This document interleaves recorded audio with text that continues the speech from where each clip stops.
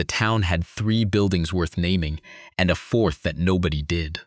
She came in on the afternoon stage, the kind of afternoon where the light goes flat before it goes gold, and everything looked like it had been standing there since before anyone thought to ask why. The driver set her bag down in the dirt without a word. She picked it up without one either. The notice had said, "Widower seeks reliable hand, farm work, honest pay. Inquire at Mercer's Dry Goods." She had folded it twice and kept it in her coat pocket for 11 days before she got on the stage. Not because she was unsure, because she had learned the hard way that decisions made in a hurry had a way of following you. Mercer's was the building on the left side of the street, past the livery. A woman behind the counter was wrapping something in brown paper, and she looked up without surprise, the way people in small towns look at strangers when they've already decided what kind of stranger you are. "You hear about the Calloway place?" the woman said. "I am." The woman, her name was Greta. She said it without being asked, told her the way. 3 miles north, the track splits at a dead cottonwood. Take the left fork. "He's a quiet one," Greta said. "Not as a warning, just as a fact, the way you'd say the road is unpaved." "So am I," she said, and picked up her bag. The farm announced itself before she saw it. First a fence line, then a barn that had been repainted more recently than the house, which told her something about the man who lived there. Then a boy, maybe 6, sitting on the top rail of the fence watching her come up the track the way boys that age watch anything that moves. With complete and total attention, no pretense of doing something else. She stopped walking. She looked at the boy. The boy said, "Are you the new hand?" "I might be," she said. "Depends. On what?" "On whether your father wants to hire me." The boy thought about this. "He wants to hire somebody," he said. "He's been saying so for a while." "That's a start," she said. The man came around the side of the barn with a piece of rope in one hand and the particular expression of a person who has been interrupted mid-task and is deciding whether to be annoyed about it. He wasn't tall, but he was built the way working men get built. Not from intention, but from doing the same hard things over and over until the body accommodates. His face was weathered past his years. She put him somewhere in his 40s, maybe late 30s, the way grief sometimes adds a decade that time didn't actually put there. He looked at her. She looked at him. The rope hung loose in his hand. "You're answering the notice," he said. "I am." He glanced at the boy, who had not moved from the fence. "Clement," he said, "go check on the mare." Clement went.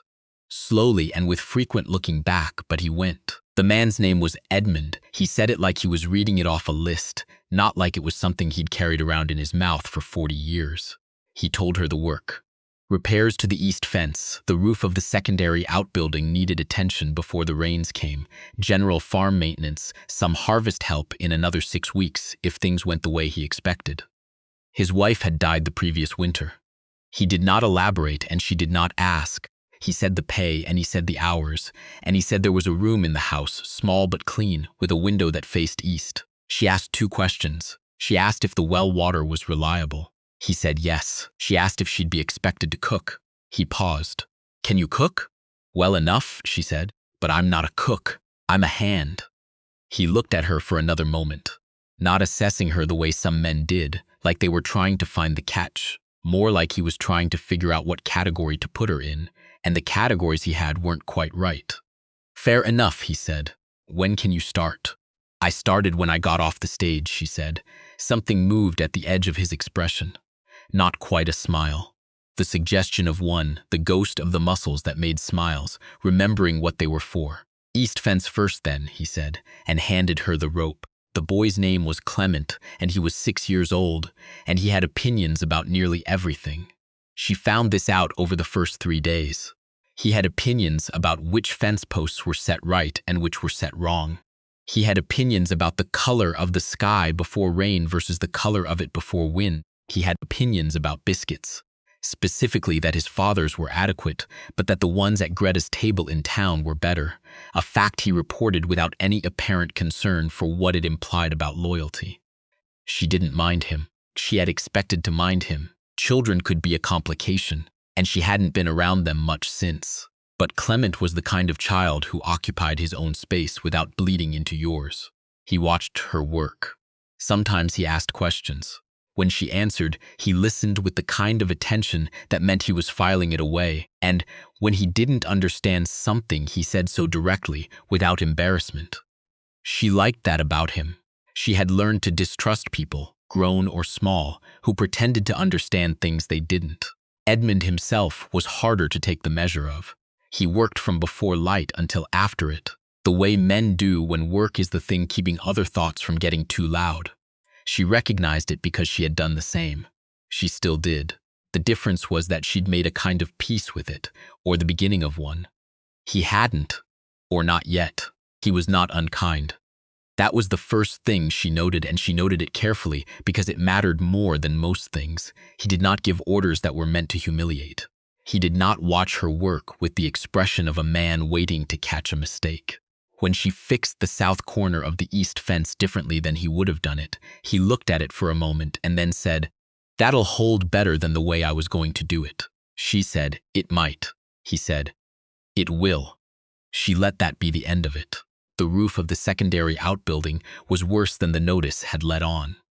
She got up there on the second morning and walked the length of it and came back down and found Edmund in the barn. "You need new shingles on the north third," she said. "What's up there now will come off in the first hard wind." "I know. Do you have material?" He was quiet for a moment. "I have some. Not enough. Town will have what you need?" "Probably. Then we should go before the rains come. Another week, and the road's going to be something else." He looked at her the way she was starting to recognize. That process of recalibration, like she kept arriving at conclusions a step before he expected her to, and he was adjusting his sense of the terrain. "Saturday," he said. "We'll go Saturday." Saturday, the three of them went to town in the wagon, Clement between them on the seat, because he'd asked to be there, and neither of them had said no. The road was dry still, but had the smell of ground that was thinking about changing its mind. She watched the landscape from the wagon seat the way she watched everything, methodically, taking inventory, storing details she didn't yet know the use for. Edmund drove the way he did everything, without wasted motion. The horse moved when he asked it to, which meant he'd earned that, and the relationship between a man and his horse told you more than most things. In town, Clement ran ahead to Mercer's because Greta kept a jar of hard candies on the counter and had made it clear these were freely available to him. She and Edmund walked in after. Greta had the shingles in the back and helped them calculate the quantity.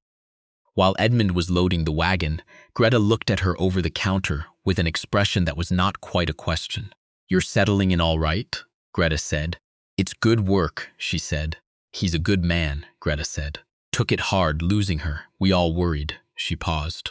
"We still worried, some till recently." She didn't ask what had changed recently. She was not sure she wanted the answer arranged in words. On the way back, Clement fell asleep against her arm before they'd gone half a mile. She didn't move. Edmund drove. The road was quiet under the wheels. "He doesn't do that," Edmund said, after a while. She looked at him. "Doesn't do what?" "Fall asleep on somebody." He kept his eyes on the road. "He hasn't let anyone near him much since his mother." She looked back down at Clement's sleeping face, the total vulnerability of it, the way children give themselves over to sleep, as if they've decided you're safe. She had not known she'd been given a test. She had not known she'd passed one. "He's tired," she said. "He worked hard today." "He did," Edmund said, and that was all. But something in the air between them had shifted, the way temperature shifts before weather, and she was aware of it the rest of the way home. The rains came on a Wednesday, which was earlier than expected, which was the nature of rains. She was up before light and had the animals in before the first drops hit the dirt. And when Edmund came out of the house into the gray pre-morning, she was already latching the barn door. He stopped. "I heard the pressure dropping," she said, "in the night." He looked at the sky. He looked at the barn. He looked at her. "I would have been out at 4, he said. "I was up at 3. He was quiet for a moment in the way that meant he was deciding how to say something. "You don't have to do that," he said. "Work is 6 to 6. That's what I said. The animals were going to be in the rain," she said. "I was awake." He looked at her for a moment. "Why were you awake?" It was the kind of question that could mean several things. She chose the simplest true answer. "I usually am," she said.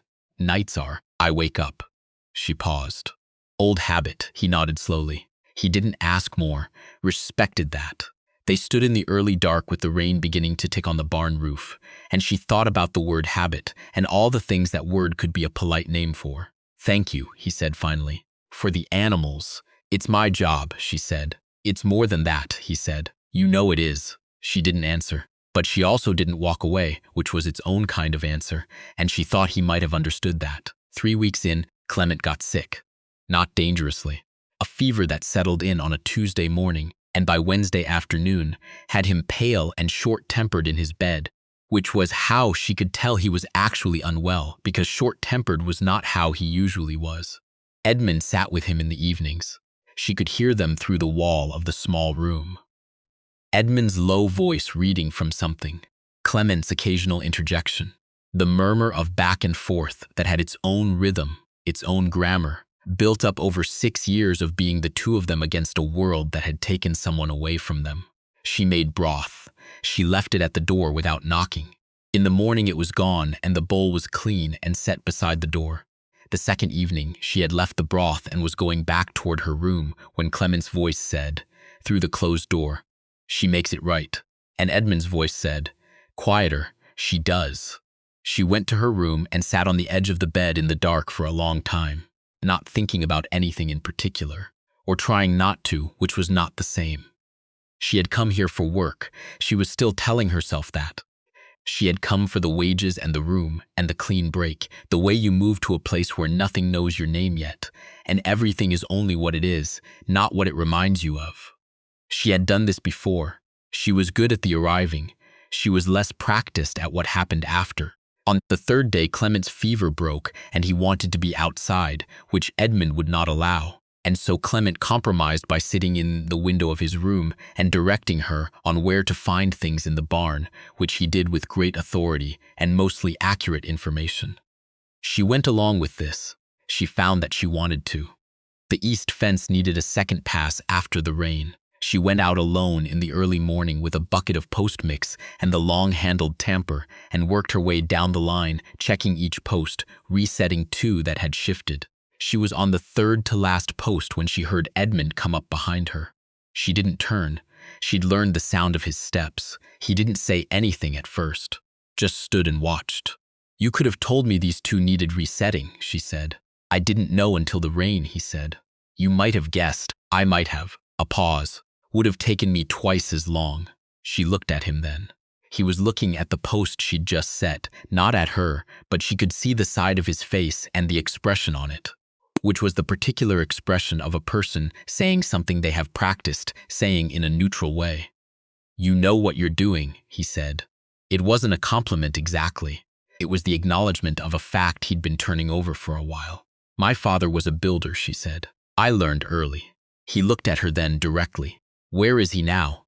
"Gone," she said, the word that meant all the things it could mean, and she let him choose. He let it stand. He didn't fill the space, didn't smooth it over. He just received it and nodded once, and she was grateful for that, in a way she couldn't have explained without saying more than she wanted to. "There's a section on the south line," he said. "Needs new wire. I was going to leave it till spring." "You shouldn't," she said. "No," he said. "I shouldn't. Tomorrow," she said. "After the morning work." "After the morning work," he agreed.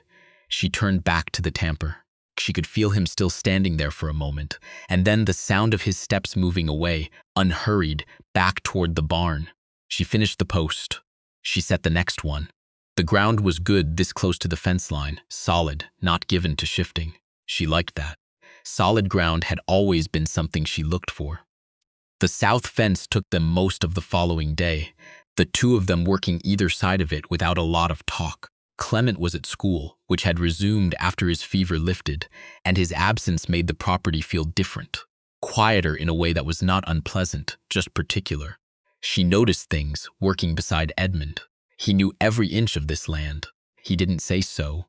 He showed it in the way he moved, the way he anticipated what the ground would do, the way he handled the wire with the ease of long repetition. This was not a place he'd stumbled into. This was a place he'd built. That meant something to her, though she couldn't have said exactly what. In the afternoon, a hawk came and sat on the fence post they'd just reset, regarding them without concern. Edmund looked at it. The hawk looked back. Clement would want to know about that, she said. Clement would want to come out here and sit next to it, Edmund said. And there was something in his voice that was warm and tired. At the same time, the sound of a man who loved someone without reservation, and had learned that loving without reservation was its own kind of labor. She understood that. She had loved that way once, and it had cost her. And she was still working out how to feel about the cost. The hawk left. They kept working. A month after she arrived, a letter came for her. She saw Edmund look at it on the table by the door, her name in a hand he didn't know, and then look away before she could catch him looking, which was courteous of him in a way that she noticed. She took the letter to her room. She read it once. She put it in her coat pocket and left it there. That evening at supper, Clement asked if she was going somewhere. She asked how he'd arrived at that question. He said she had the look of someone reading a map. She told him she wasn't going anywhere. He seemed to accept this. He went back to eating. Edmund did not ask, and she did not explain, but somewhere between the asking and the not asking something was resolved that she could not have put into a sentence, only felt as a settling, the way a door that has been catching on a crooked frame finally fits clean when someone takes the time to plane it right. She had been that door, she thought. She had been catching on the frame of herself for a long time. The night before the first real cold came down out of the north, she walked the fence line at dusk the way she had taken to doing. Not because it needed checking every evening, but because she liked the hour and she liked the land at that hour, and she had learned to not apologize to herself for that. She stood at the northeast corner, where you could see the road and the cottonwood and the track coming in from town, and she thought about the morning she'd arrived, the woman with the bag and the folded notice, and the decision that had taken 11 days. She thought about what she had expected and what she had found, and the distance between them, which was not the distance she'd assumed. She heard the barn door.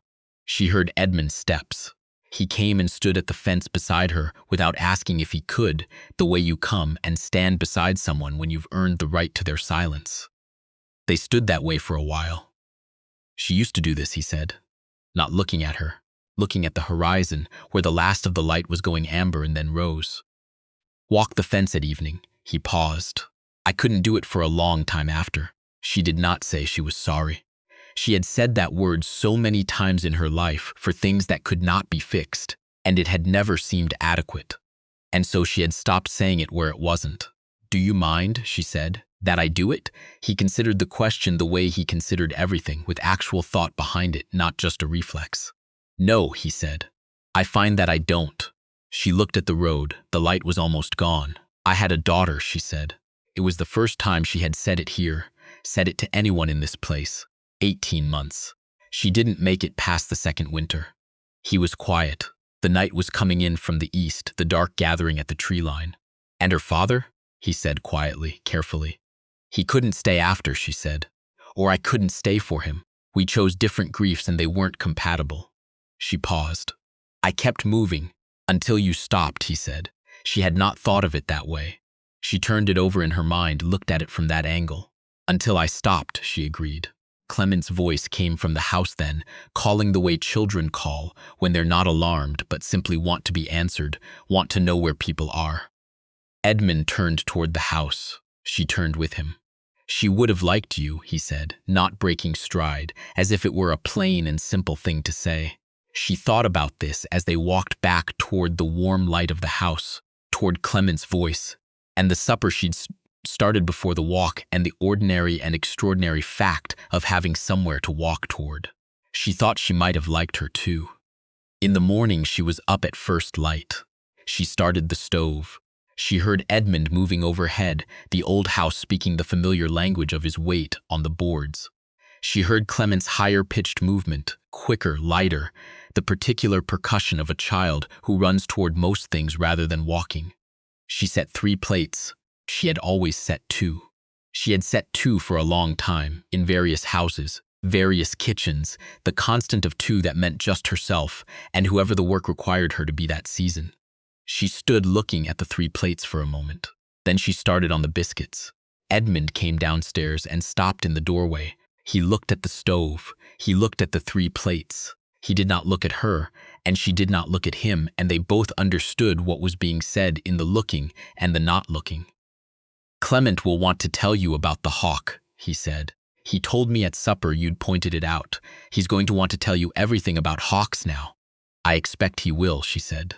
"He reads about things," Esmond said. "Animals especially. Knows more than I do, probably." "That's not a problem," she said. "No," he said. "It's not." Clement came down the stairs at speed, as was his habit, and went directly to the table, as was also his habit, and looked at the plates and then looked at her and said, with the directness of someone who had decided not to be indirect about things, "Are you staying?" She turned from the stove. She looked at him. This boy who watched the world with complete attention and no pretense, and she thought about the letter in her coat pocket, which had asked a question she had already answered without writing it back. "Yes," she said. Clement nodded, as if this confirmed a calculation he had already made. Then he said, "I know 6 things about red-tailed hawks," and began listing them before anyone had indicated they were ready. She went back to the biscuits. Edmund poured water into the pot on the stove, his arm passing close behind her in the small kitchen, close enough that she was aware of it, and then not close, and then not. Outside, the light was coming in flat and clean through the east window, the way light does in the early morning of a place where the sky has room to move. She looked at it for a moment. She knew what solid ground felt like. She had felt it before and lost it, and spent a long time since with the memory of what it was supposed to be. This felt like that, not the same. Hers was always going to be different from whatever it had been before, but solid. She'd take solid.